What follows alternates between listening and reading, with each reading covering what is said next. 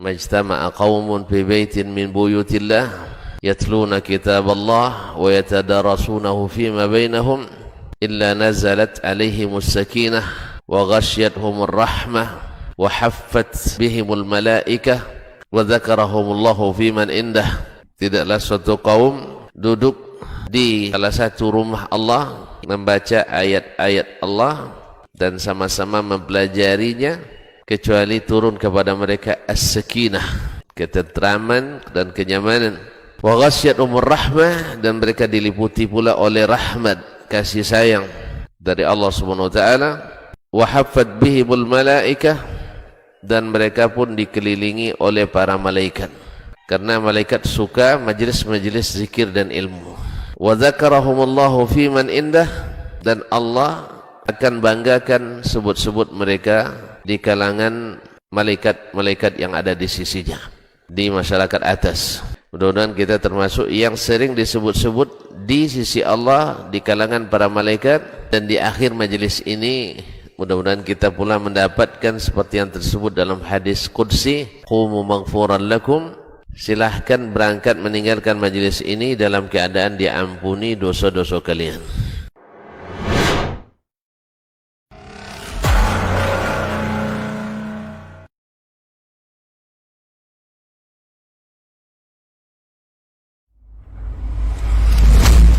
Kalau Umar ini subhanallah, yang diinginkannya itu generasi-generasi luar biasa, orang-orang hebat.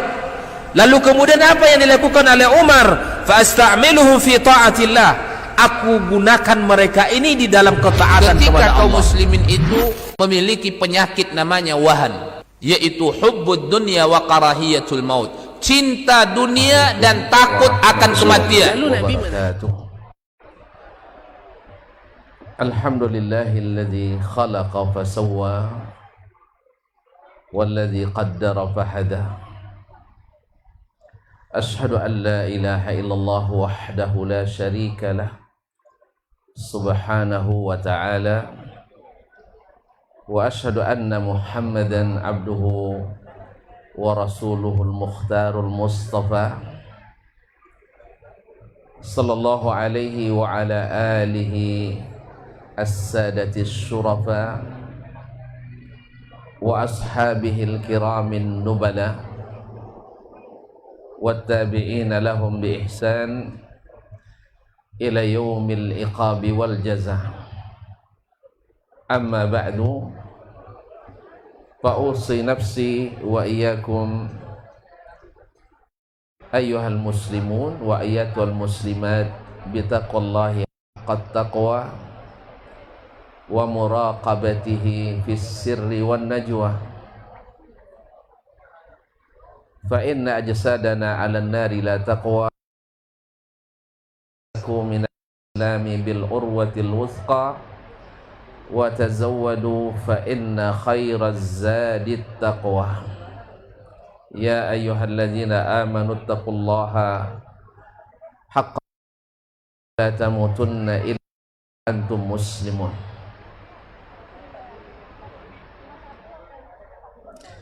Yang berbahagia Bapak,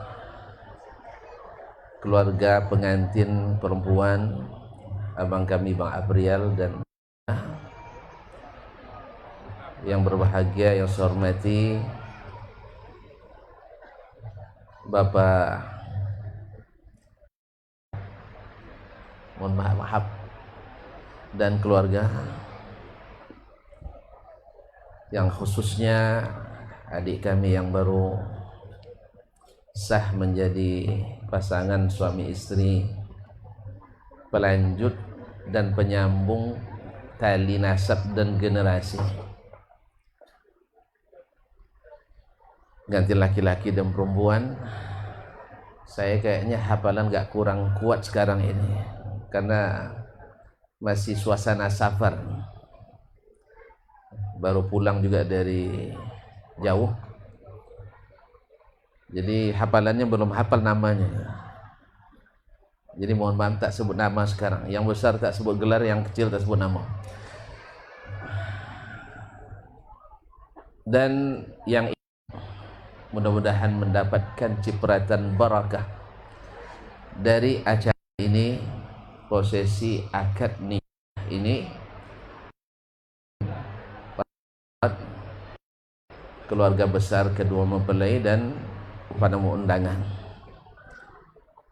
Mohon izin kepada Ustaz, para alim ulama, kepada tokoh adat, tokoh masyarakat, nenek mama, datuk, para hadirin wal hadirat, sebenarnya waktu untuk memberikan tausiah ini kurang kondusif. Pasalnya makanan hidang dan hari pun menjelang siang. Kata orang tua-tua dulu, lebih baik menentang pedang daripada menentang makanan yang sudah terhidang. Oleh itu saya harus berlomba pula untuk aroma yang lebih menarik daripada aroma makanan yang sejak tadi mungkin juga ada dicampur teh tarik. Oleh itu izinkan saya sebentar saja, tidak lama sampai selesai, untuk mengulang-ulang kaji, melalui jalan supaya pasal jalan karena dilalui, lancar kaji karena diulangi. Andainya syarat memberi tausiah adalah harus sempurna, saya tidak layak memberikannya. Andainya memberikan nasihat tak pernah bersalah, kayaknya tidak ada juga kita yang patut untuk naik ke mimbar ini. Oleh karena banyak salahlah, berani juga untuk menyampaikan tausiah ini. Karena memang sifat dasar manusia itu wajib dalam hadis riwayat Imam Muslim, kullu bani Adam khatta'un wa khairul khatta'ina tawwabun. Seseorang bani Adam itu banyak, tapi orang bersalah yang paling baik adalah yang paling banyak pula bertaubat. Oleh itu saya juga ikut mengajak saya, para hadirin dan hadirat, pengantin baru dan pengantin lama, untuk sama-sama selalu bertobat kepada Allah Subhanahu wa taala. Ya, mumpung munasabah ini mudah-mudahan jadi momen untuk membenahi diri, menghisab dan introspeksi. Barangkali di detik ini kita mendapatkan curahan rahmat dan barakat dari Allah. Mudah-mudahan istighfar dan taubat kita melapangkan jalan bagi anak kita berdua ini. Dan sebelumnya saya lanjutkan, saya hampir terlupa pula walaupun sudah tadi diucapkan, doa untuk kalian berdua. Barakallahu laka wa baraka alaik wa jama'a bainakuma ala khair. Semoga Allah melimpahkan keberkahan pada pernikahan kalian berdua dan memberikan keberkahan kepada apa yang akan kalian lalui berdua, dan semoga kalian berdua dikumpulkan dalam kebaikan. Amin ya rabbal alamin.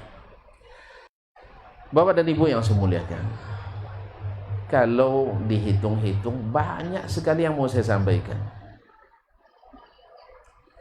Baik saya sendiri kepada pengantin lama, pengantin baru. Tapi saya akan simpul dalam beberapa poin saja. Bahwasanya pernikahan ini adalah nikmat. Nikmat yang patut disyukuri. Nikmat yang disyukuri, Allah kembangkan dan tumbuhkan. Bahkan Allah tambahkan. La in syakartum azim. Kalau kalian bersyukur pasti aku tambah. Tapi jangan salah paham, tambah istri pula. Tambah keberkahan, tambah mulia, mesra, tambah harmonis, tambah sakinah, mawaddah, warahmah. Allah berikan. Oleh sebab itu, syukuran kita mesti seminimal mungkin terjadi pelanggaran. Maka alhamdulillah, barangkali dalam pernikahan ini tidak ada kita dengarkan yang ribut-ribut, yang kita tidak bisa menyebut dan tidak bisa alhamdulillah sekarang kita bisa makan sambil bersilaturahim. Beda dengan sebagian besar kaum muslimin hari ini, bukan kaum muslimin yang telinga kita pekak dibuat oleh pukulan-pukulan benda yang tidak membawa berkah, petikan-petikan senar yang tidak mendatangkan sesuatu yang membuat kita bersabar. Tidak bisa berkomunikasi. Kadang-kadang nanya, udah 30 tahun tidak ketemu, gimana kabar anaknya? Dikiranya sudah berapa orang emak anaknya, akhirnya masih tetap satu. Apa sebab? Karena ribut. Padahal ini adalah baca yang bersahaja. Oleh sebab itu, kepada yang akan menikah atau menikah lagi, tolong syukurannya jangan ribut-ribut. Yang kedua, bahwa menikah itu adalah ibadah. Tadi sudah diingat oleh Pak KUA. Bahkan Nabi menyebutnya sebagai nisfuddin, setengah agama. Man tazawwaja faqad istakmala nisfa dinih. Barang siapa yang menikah telah menyempurnakan setengah agamanya. Falyattaqillah bin nisbil baqi. Sesiapa yang menikah telah menyempurnakan setengah agamanya. Siapa yang menikah takwa kepada Allah pada yang setengahnya lagi. Oleh sebab itu, saya sebagai dosen selalu mengapresiasi bila mahasiswa saya menikah. Siapa yang menikah di semester saya ngajar, kasih nilai A. Tapi SKB, syarat dan ketentuan berlaku. Hadir harus cukup, ujian harus ikut, dan uang kuliah harus dibayar. UKT. Tapi nilai A sudah di tangan. Maka saya selalu menyuruh anak-anak menikah, tetapi selalu tidak dapat izin dari orang tua. Alasannya, kamu masih muda. Nikah itu paling indah justru di saat muda. Sebab tak pernah orang menikah kecuali menyesal. Menyesal kenapa baru saat ini menikah. Sampai ada anak muda, bagaimana engkau menikah setelah menikah? Jawabannya, andainya aku tahu menikah seperti ini, aku lebih dulu menikah dari ayahku. Dia lebih dulu nikah dari ayahnya. Dan kita semua sudah merasakan itu.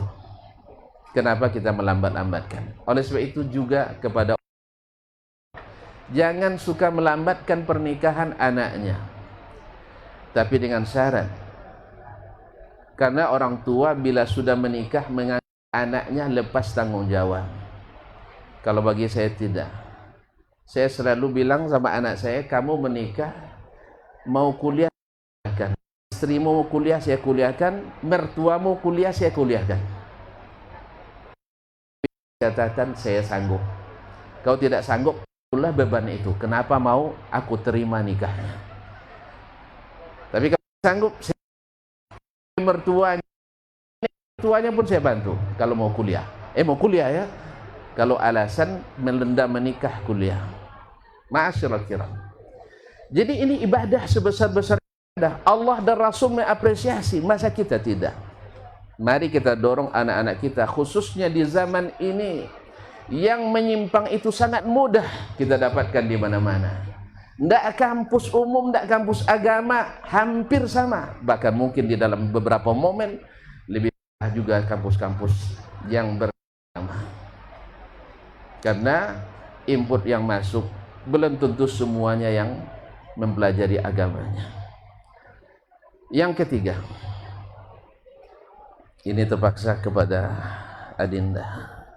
Orang ini tidak mau lama-lama. Sebenarnya masih banyak untuk mereka. Sekarang untuk antum. Antum benar siap tak siap, sekarang sudah berlayar. Sekali layar di kembang, pantang mundur ke belakang. Makanya tadi ketika tanya oleh beliau pakai sirat ta'liq, jangan. Karena orang yang pakai sirat ta'liq itu tak kuat azamnya. Antum harus kuat azamnya. Bahwa menikah itu ibarat belayar. Pernah naik kapal? Mabuk? Hah? Mantap. Berarti kita sama, saya tidak pemabuk juga. Kecuali kalau gelombangnya 6 meter ya. Nah, yang namanya belayar, antum pernah tidak oleh? Tidak ada. Kapal layar itu selalu oleh. Salah batu ucap bahwasanya pernikahan itu ibarat naik bahtera, disebutlah bahtera rumah tangga. Nah sekarang kendali ada di tanganmu, kendali ada di tanganmu, maka jadilah seorang kapten yang bijaksana, kapten yang bertanggung jawab. Bahkan dalam aturan pelayaran, kapten tak boleh selamat bila penumpang tak selamat. Kapten tak boleh menyelamatkan diri kalau tidak menyelamatkan para penumpangnya. Itu luar biasa dari risiko. Paham maksudnya? Kamu jangan menang sendiri. Ingat, kau harus selamatkan dia. Karena memang wanita ngaku tak ngaku pasti lebih lemah dari kita. Ngaku tak ngaku pasti lebih lemah. Karena perempuan itu memang bukan lawan kita. Kalau diajak tinju, kalah juga kita. Karena orang bilang, masa perempuan diajak bertinju? Tidak masuk. Jadi kalau diajak nanti sama salsa ya, jangan mau tidak lawan, tidak level. Antum ajak bertengkar, dia punya modal kata-kata lebih banyak. Perempuan itu ahli bercakap. Ini Mbak antum tahu tuh, tanya sama Mbak nanti. Dalam sebuah penelitian di Inggris yang meneliti ibu-ibu, bukan bapak-bapak. Ini kadang-kadang kaum feminis, ini asli bapak-bapak yang punya ini katanya. Seorang ibu-ibu juga meneliti bahwa jatah berbicara perempuan dalam sehari sampai 24.000 kata. Laki-laki hanya 7.000 kata. Berarti 2/3 dia miliki, antum pasti kalah. Oleh sebab itu jangan suka berdebat sama istri. Gunakanlah kata-kata. Kalau berdebat, dengarkan saja. Iya, kalau perlu seperti kata para masyayikh kami, dan ini sudah saya coba sendiri. Walaupun dia yang salah, antum ngaku salah. Karena ibu-ibu tak boleh disalahkan. Perempuan itu selalu benar. Minta maaf sajalah. Minta maaf. Iya sayang, saya tak akan ulangi kembali saat ini. Besok ulang lagi. Minta maaf lagi. Pasti suka dia. Alhamdulillah suami saya suka minta maaf sama saya. Saya pun juga. Ya, saya pun juga suka minta maaf, suka juga kalau istri minta maaf. Tapi kalau dia tidak minta maaf, biarlah saya terus yang minta maaf. Tidak apa-apa. Asal jangan dimasukkan TikTok, jangan. Nanti jadi masalah. Jadi isu tak sedang. Oleh sebab itu, sering-sering minta maaf itu bagi laki-laki kepada perempuan, memang tipenya perempuan. Walaupun sebagian tidak setuju barangkali. Karena kita harus tunjukkan sikap sebagai laki-laki, betul. Beda antara minta maaf dengan sikap laki-laki. Itu jauh beda. Ketika dia melawan, ketika dia mengambil sikap untuk tidak patuh, ya kita juga harus punya sikap yang kokoh dalam masalah ini. Tapi maksud saya tadi adalah dalam menjaga romantisme kehidupan. Dalam keadaan rutinitas kita sehari-hari. Minta maaf, selesai. Oleh itu, jadilah kapten yang menyelamatkan. Qu anfusakum wa ahlikum nara. Selamatkan diri dan keluargamu. Wa quduhan nas wal hijara. Yang bahan bakarnya manusia dan batu. Allah. Nanti neraka tuh pada hari itu minta tambah terus. Walaupun sudah jatahnya sangat banyak. Jangan sampai pernikahan membuat kita masuk neraka. Jadikan pernikahan sebab kita masuk surga. Kemarin gara-gara tidak nikah kita mungkin mata ini banyak dosa. Setelah menikah, ahsan lil farj aw aghaddu lil basar. bahkan memberikan hak itu adalah pahala. Ayati ahaduna syahwatahu walau fi dzalika ajr. Apakah seseorang melampiaskan keinginan nafsunya berpahala? Kata Nabi SAW, apa tarun lau ja'alahu fi haram fa alaihi wizr. Kalau diberikan pada yang haram dia dapat dosa atau tidak? Iya. Fakadzalika idza wada'a fi halal. Bahkan termasuk amal yang paling utama, kewajiban yang harus ditunaikan, dan semua itu bismillah menjadi ladang pahala yang besar. Kemudian ini juga disebut dengan rumah tangga. Orang naik tangga jadi hati-hati ya. Iya. Sebab yang naik tangga itu pasti badan kita bergoyang, badan kita oleng. Salah memijak, salah melangkah, bisa kita terjatuh. Maka naik tangga itu, rumah tangga itu memang tidak ada olengnya, tidak ada masalahnya. Tapi saya tidak nakut-nakuti. Ya, buktinya kami sampai tua masih ada juga. Enggak, kamu jangan takut. Sebab yang namanya kesempurnaan laki-laki dan perempuan pada berbuat salahnya. Pada berbuat salahnya. Tadi yang sudah saya sampaikan. Saya dipanggil oleh seorang petinggi di kampus waktu menikah. Padahal untuk menikah sudah masuk S2 nih bang. Udah terlambat juga. Tapi tetap dinasihati. Ya saya memang suka dinasihati. Dengan baik-baik ya Ustaznya. Sadasman, saya dengar kamu menikah. Benar. Nah, bagaimana istrimu? Kalau sampai sini sesuai dengan doa saya dulu. Sebab di waktu bujang nak mengakhiri masa lajang, saya lama berdoa di padang Arafah, di Muzdalifah, di Mina, tawaf atas Safa Marwah, di Multazam, pokoknya selalu ingat doa. Minta jodoh, ya Allah bersedih yang salihah, cantik tidak masalah, asal kaya. Nah, cantik tidak masalah, asal kaya. Ya, mudah-mudahan seperti yang saya doakan. Ternyata harus tambah doa lagi setelah menikah. Tidak cukup hanya di dalam menikah. Makanya Nabi Ibrahim alaihissalam selalu mengajarkan kita, Rabbana hablana min azwajina wa dhurriyyatina qurrata a'yun waj'al lana min ladunka waj'alna lil muttaqina imama. Ya Allah, karuniakan pada kami, pada istri-istri kami dan keturunan kami, yang menjadikan qurrata ain. Makanya daripada kita berdoa yang tidak baik, berdoalah untuk menjadikan keluarga kita orang yang sedang menunjukkan pandangan mata. Karena yang menggerakkan hati itu Allah, yang mensolehkan kita itu Allah. Dan yang keempat, jangan lupa lebih banyak memikirkan hak orang daripada memikirkan hak kita. Karena al-jaza' min jinsil amal. Pikirkan hak dia terus, dia insya Allah akan memikirkan hakmu. Artinya, kalau kita terlalu banyak menuntut, dia pun juga akan banyak menuntut. Tapi kalau kita banyak memberi, insya Allah dia banyak memberi. Sebenarnya kata atau kisah bagus juga. Suka dengar kisah. Mana tahu bermanfaat bagi antum. Kalau tidak, antum punya cara tersendiri, mungkin lebih baik.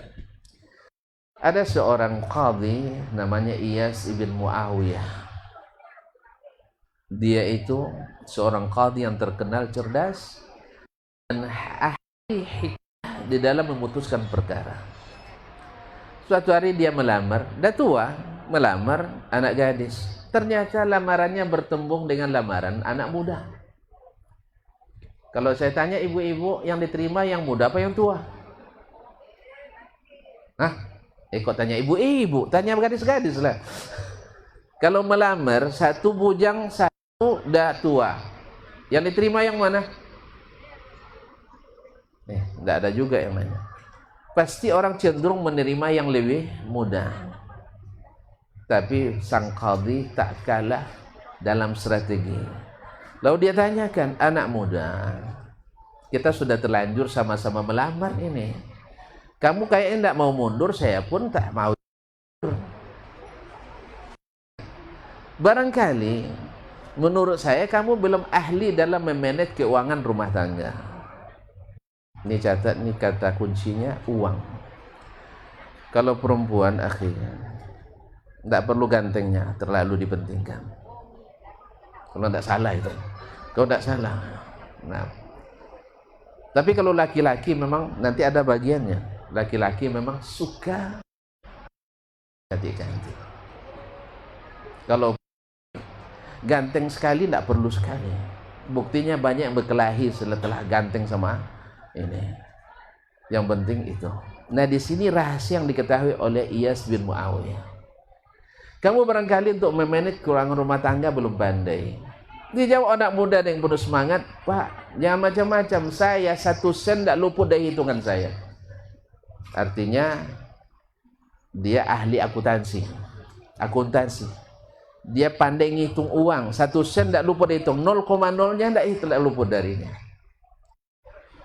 Dia tidak tahu apa yang dimaksud oleh Tuan Qadhi ini. Jangan-jangan Pak Tua yang tidak tahu. Apa jawabannya? Kalau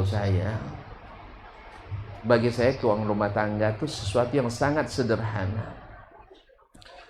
Saya terima gaji, saya taruh dalam peti, saya serahkan kunci kepada istri. Ambillah berapa mau. Ibu-ibu suka? Suka? Suka, betul. Kalau ada yang bilang tidak suka berarti sedang menyembunyikan sesuatu. Pasti suka. Akhirnya diterimalah Iyas Al-Qadhi yang tua oleh anak gadis tadi. Paham?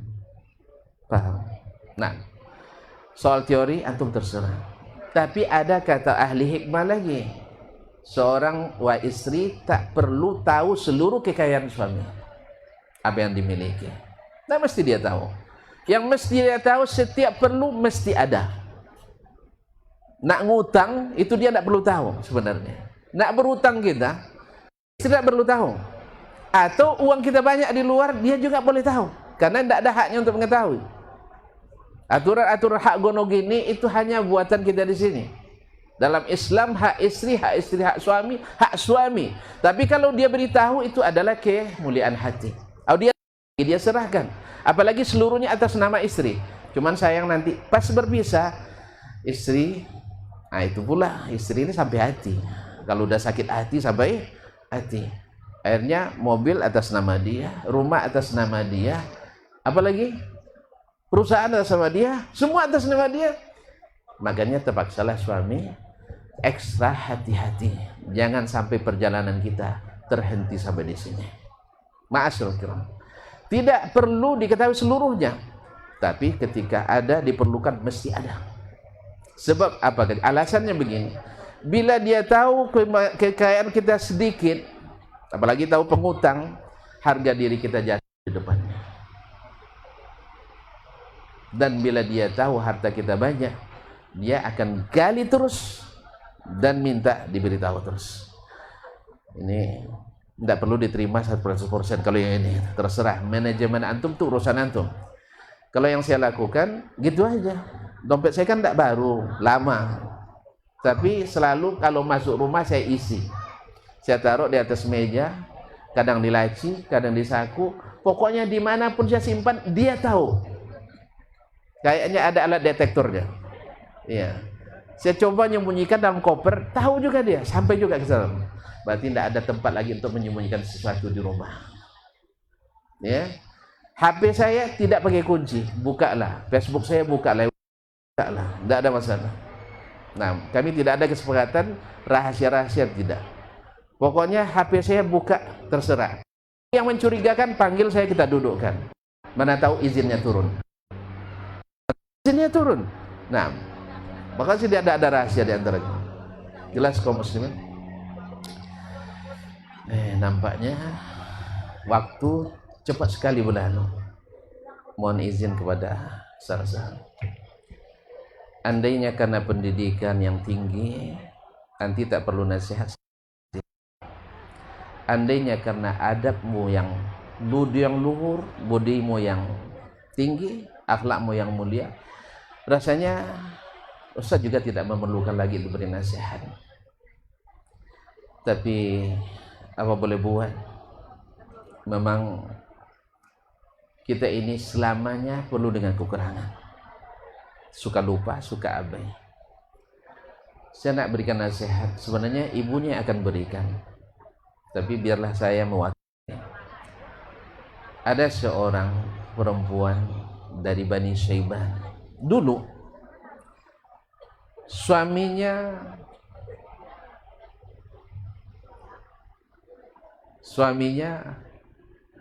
adalah pimpinan kabilah, kaya raya. Anaknya seorang anak gadis yang cantik jelita, ahli pula sastra, dan berakhlak tinggi dan mulia. Di malam pernikahan, mereka biasanya nikahnya malam. Kalau di Arab tuh nikahnya malam biasanya. Kalau di kita pagi. Cuma siapa yang nanti diundang orang Arab untuk nikah, siap-siap untuk apa? Makannya terlambat. Tidak ada permasmanan, nggak ada. Kita makan nanti larut malam. Ayo saya sudah pernah jadi korbannya. Awak pertama diundang nih, pasti makan kambingnya banyak tuh kan. Jadi sengaja tidak makan apa-apa sejak siang itu, supaya nanti malam makannya banyak. Saya sampai di tempat, tidak ada makanan, tidak. Nengok orang, tak ada orang makan, kecuali korma, beberapa butir, teh, kopi, kahwa yang pahit pula. Hanya mana makanan? Nah, bertanya malu. Nak pergi keluar, tempatnya jauh, di padang pasir, di villa. Angkutan umum tidak lewat di situ. Awak tidak punya mobil, tadi pakai taksi, lupa pula ngambil nomornya. Akhirnya nunggu, baru makan jam 11 malam.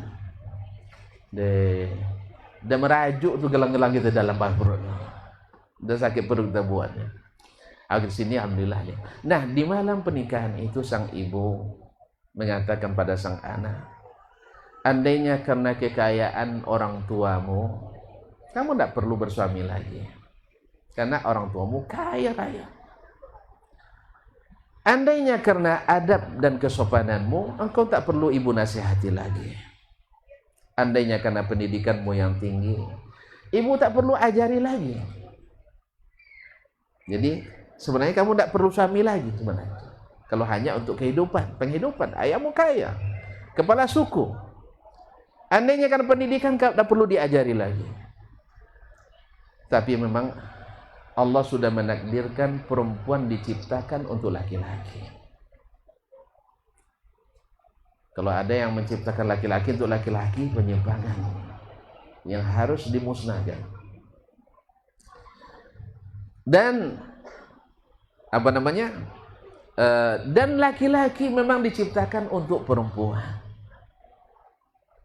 Dan Allah sudah takdirkan kamu menikah dengan si fulan. Fasma' minni, fasma'i minni. Dengarkan dari saya.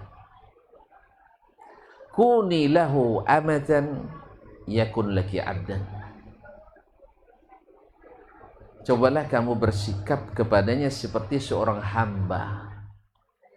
Dia akan lebih menghamba lagi kepadamu. Karena al-jaza' min jinsil amal. Artinya apa? Nanti akan jabarkan dalam nasihat yang 10. Ihfadhi anni asran takun laki dhukhran. Hafal yang 10 ini bagimu simpanan yang terbaik. Ini simpanan yang terbaik. Al-khudu'u lahu bit-ta'ah, al-khudu'u lahu bi husni sam'i wat-ta'ah, wal hayatu bil qana'ah. Hiduplah bersamanya dengan penuh qanaah serta mau tunduk dan taat.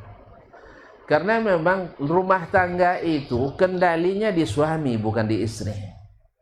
Karena Allah sudah ciptakan bahwa yang namanya laki-laki itu harus di depan. Kan kalau ada yang gedor pintu malam-malam mencurigakan, jarang ada ibu-ibu yang bilang, "Pak, tenang saja, aku yang hadapi." Iya. Ada yang gitu? "Bapak tenang saja di kamar, sayang." Alhamdulillah. Mesti laki-laki. Beban apapun dalam keluarga pasti yang ditanya, "Mana abang?" Yang laki-laki. Dalam rumah tangga memang laki-laki itu sebagai pimpinan. Tidak boleh dia jadi bawahan. Ibarat kiper tidak boleh maju. Nanti banyak serangan balasan. Banyak gol bunuh diri. Ma'asyarul kiram yang rahmati Allah SWT.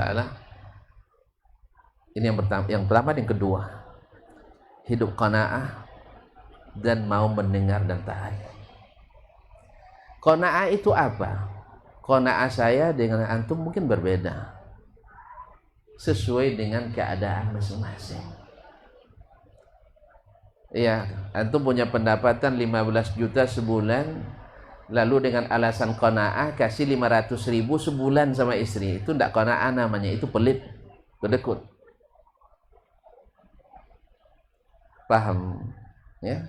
Tapi kalau dia pendapatannya 1 juta sebulan, ya dikasih 900, itu luar biasa. Dan kita memang akan melalui fase-fase kehidupan yang penuh dengan gelombang tadi. Tapi kan menjelang sampai kan, ya ibarat laut kan tidak selamanya berombak, tidak selamanya. Di sini juga nanti ada terakhir untuk orang tua nasihat saya, atau sekarang aja lah sekali ambil. Orang tua, abang dengan April dengan siapa? Kemudian Bapak, mohon maaf Pak, namanya agak baik, Dia Pandra, mohon maaf. Ya. Tidak seperti nama saya mudah dihafal. Dasman. Iya, Dasman itu tidak ada satu-satu di dunia kayaknya. Nah, iya. Ini kemana saya pergi jarang bernama Dasman. Kalau Desmond ada, Dasman ada, tapi yang Dasman ini jarang. Nah, ma'asyarul kiram dirahmati Allah. Orang tua memang posisinya sebagai wasit di tengah. Tapi bagaimanapun wasit ini tak lepas daripada kecenderungan. Sebenarnya nanti akan saya sampaikan dalam pesan kepada mereka berdua. Kalian sudah besar oleh ayah dan ibu, sudah dewasa. Kalian dinikahkan pasti karena sudah dinilai mampu mengendalikan rumah tangga sendiri. Tolong jangan sampai ada yang terdengar dari kalian berdua kecuali yang baik-baik saja. Dan ibu berdua, bapak berdua, jangan coba-coba mencari yang tidak baik dalam keluarga mereka. Jangan tetek bengeknya, ya sampai tempat tidurnya kita juga yang mengatur lagi, jangan. Kain pintunya biar mereka pilih sendiri. Nak berkain pintu, nak tidak, yang jelas tak terbuka auratnya. Yang jelas mereka nyaman dan aman dalam rumah itu. Nak rumah kecil, nak rumah besar. Sebab ini kadang sering terjadi, apalagi pengantin baru yang masih muda, justru terkena ikut campur orang tua. Kamu dulu makannya 3 kali sehari, kok tinggal 2 hari sekali. Ya 2 hari sekali, maksudnya 2 kali sehari. Jangan itu yang jadi masalah. Kalau memang kurang makan, antarkan makanan. Dan nasihat saya, mohon maaf Pak ya, ini tidak mengajarin, tidak. Tapi bagus dilaksanakan. Saya mengambil manfaat dari orang lain. Bila Pak Bang April nak membantu anaknya, tolong jangan berikan pada salsa, berikan pada suaminya. Sebaliknya ibu dengan bapak nak bantu, lupa lagi namanya, Epandra. Nah, nak bantu Epandra, berikan sama salsa, sampaikan ke abang. Paham maksudnya? Sebab tidak sedikit masalah juga timbul gara-gara yang perempuan dapat bantuan dari orang tuanya, yang laki-laki dapat bantuan dari orang tuanya. Nanti bantuan orang, apalagi bila yang bantuan dari pihak perempuan lebih tinggi, lebih besar daripada yang laki-laki. kita sudah percaya mereka anak kita, dua-duanya anak kita. Jadi jangan dijadikan seperti kita sebagai ofisial, tidak, yang menyebelah Hanif, kita adu anak kita, tidak. Mereka adalah anak kita semuanya. Oleh sebab itu, ini salah satu cara yang pernah diajarkan oleh seseorang yang saya lihat damai dalam keluarganya. Jadi berikan silang, ini akan lebih damai. Demikian pula saya menyaksikan orang yang pendidikan tidak tinggi tetapi cara dia berbuat sangat tinggi. Sampai-sampai ketika nak membantu orang tuanya, yang perempuan membantu mertuanya, yang laki-laki membantu mertuanya. Bukan sebaliknya. Kadang sebagian sembunyi-sembunyi, salah satu saya bantu. Ini bermasalah. Itu yang terbaik adalah saling mengingatkan untuk saling memperkokoh dan menguatkan. Baru dua tadi ya. Bisami wa ta', hidup dengan qanaah. Yang ketiga dan keempat, tafaqqad mawaqi'a ainihi wa anfihi. La yajidanna minki, la yaqa'anna minki ala qabih, la yanzuranna minki ala qabih, wa la yajidanna minki illa atyab rih. Jaga pandangan matanya dan jaga hidungnya. Jaga matanya, jaga hidungnya. Laki-laki kan sudah disebutkan suka melihat yang cantik, yang menarik. Makanya bapak-bapak ini kalau dapat musibah, nangis, pasti nutup mata. Betul? Betul? Coba nangis. Nutup mata. Karena dosanya banyak di mata. Kalau ibu-ibu kalau menangis tutup mulut, karena memang dosanya banyak di mulut. Oleh sebab itu jaga mata suamimu, jangan sampai melihat ke lainmu.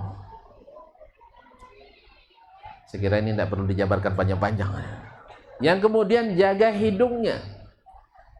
Ketika dia pulang, siapkan aroma yang sangat menyenangkan. Janganlah sudah di luar dia mendapatkan aroma yang harum dan wangi, sampai di rumah dapatkan harum yang tidak wangi. Ini yang sering dilalaikan, khususnya para pengantin lama ini, Pak. Khususnya para pengantin lama. Kalau dia telepon pun pulang, yang abang mau pulang misalnya, tak akan ganti baju dia. Kadang bau ikan asin itu masih lengket di badannya. Akhirnya ini membuat hatinya berubah. Sederhana tetapi sangat berpengaruh. Oleh sebab itu jaga matanya, jaga hidungnya. Yang kelima dan keenam, jaga waktu tidurnya dan waktu laparnya. Saya jadi ingat, saya tidak boleh panjang-panjang tadi. Kita stop aja sampai di sini. Jangan sampai dia kelaparan, jangan sampai dia terganggu tidurnya. Subhanallah. Ini kadang-kadang sebagian juga abai di sini. Suami baru tidur, tiba-tiba telepon, "Bang, nih telepon." Subhanallah.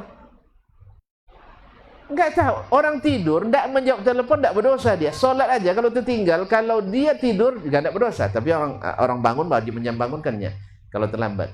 Baru saja matanya terpicik, tiba-tiba datang orang manggil, bilang saja selesai. "Maaf Pak, suami saya sedang tidur, istirahat." Selesai masalah.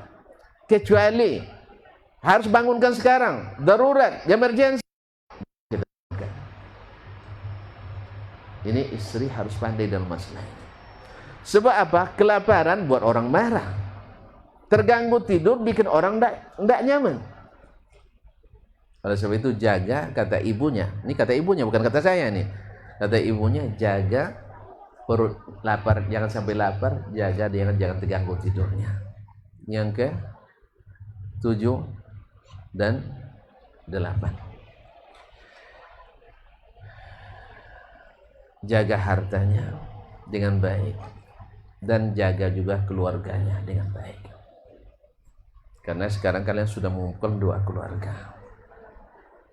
Karena sesungguhnya tadi saya sudah katakan, ini sudah jadi keluarga besar. Dia bagaimana Salsa ingin keluarganya dimuliakan, juga Epandra ingin keluarganya dimuliakan. Jadi sama-sama dimuliakan. Kemudian harta benda tadi dijaga dengan baik. Ya, apalah namanya, harta yang dimiliki oleh suaminya, jaga dengan baik. Artinya menggunakannya dengan benar-benar mengikuti prosedur yang apa. Yang ke-9 dan ke-10 nampaknya sudah mulai gelisah sedikit.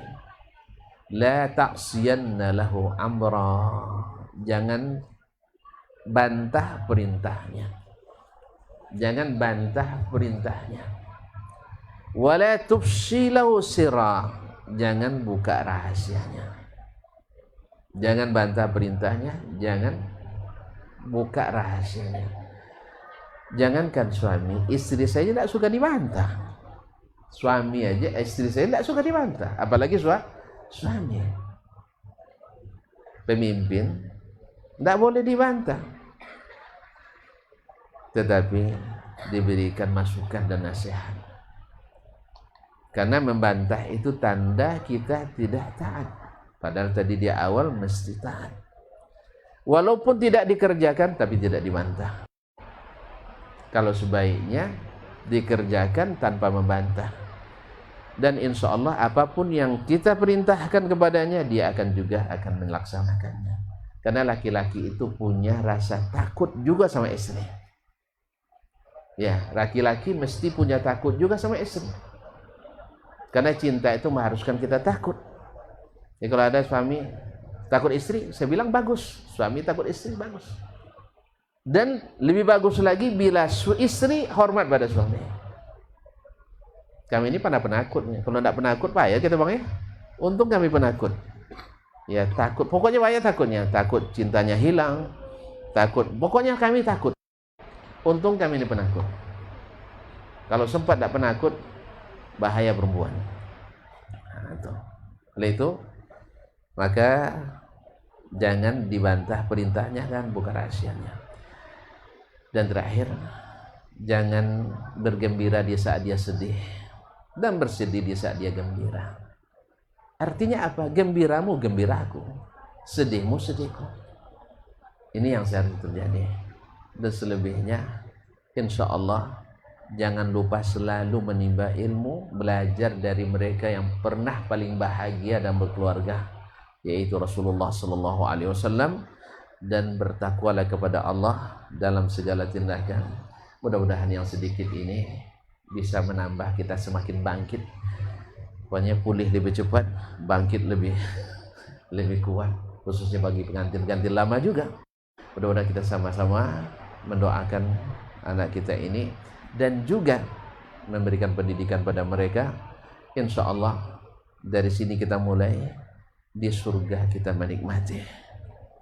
Mudah-mudahan ikatan yang telah kalian buat, ikatan yang ghalidh, yang kokoh ini jangan berakhir di sini, tapi berakhir di surga Allah Subhanahu wa taala. Allahumma taqabbal minna innaka antas samiul alim wa tub alaina innaka antat tawwabur rahim. Subhanakallah bihamdik asyhadu an la ilaha illa anta astaghfiruka wa atubu ilaik. Wassalamualaikum warahmatullahi wabarakatuh.